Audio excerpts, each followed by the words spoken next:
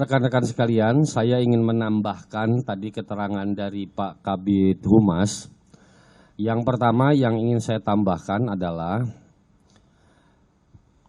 tentang latar belakang kenapa peristiwa penembakan itu terjadi.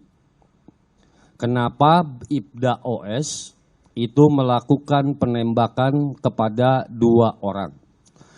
Berdasarkan hasil pemeriksaan saksi saat ini, berdasarkan dari hasil pemeriksaan saksi, peristiwa itu dilatar belakangi adanya laporan warga masyarakat yang merasa dirinya terancam. Kenapa terancam? Ini masih berdasarkan keterangan saksi. Karena orang tersebut, si pelapor, itu diikuti dari mulai TKP, dari mulai satu hotel yang ada di wilayah Sentul, kemudian diikuti oleh beberapa unit mobil. Karena dirinya merasa terancam, maka kemudian orang tersebut melaporkan kepada kepolisian.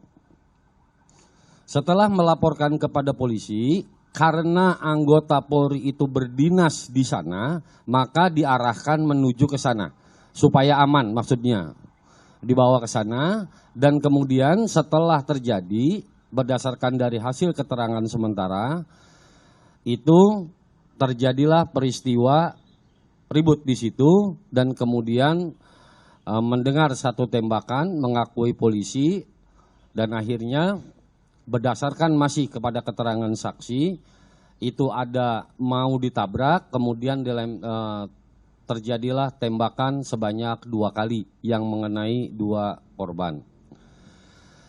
Kemudian yang kedua selanjutnya yang ingin ditambahkan nanti oleh Pak Kabid Propam atau oleh Pak Kaden dari Propam Mabes Polri, karena pelakunya ini adalah anggota Polri. Kemudian yang kedua, benarkah peristiwa penembakan itu prosedurnya dan lain sebagainya? Rekan-rekan media mohon bersabar karena ini masih didalami, masih dilakukan penyelidikan yang mendalam. Yang pertama, dugaan pertamanya itu adalah pasalnya 170, 351 juga, tetapi berakhir kemudian meninggal dunia, berarti kemasukan kepada ayat 3-nya.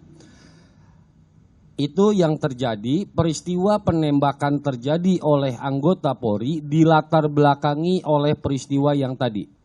Ada anggota masyarakat yang merasa dirinya khawatir, kekhawatiran itu timbul karena mobilnya diikuti oleh beberapa unit mobil secara terus-menerus sampai kepada dia melaporkan kepada polisi, kemudian polisi mengarahkan untuk ke tempat dia berdinas, maksudnya supaya aman, sehingga terjadilah peristiwa penembakan. Makanya hari ini kami diasistensi. Dalam rangka penyidikan ini kami diasistensi oleh Divpropam dan juga Bitpropam. Jadi oleh Divpropam Mabes Polri dan juga oleh Bitpropam Polda Metro Jaya. Oleh karena itu beliau-beliau sengaja dihadirkan ke sini karena melibatkan anggota Polri. Itu aja tambahannya.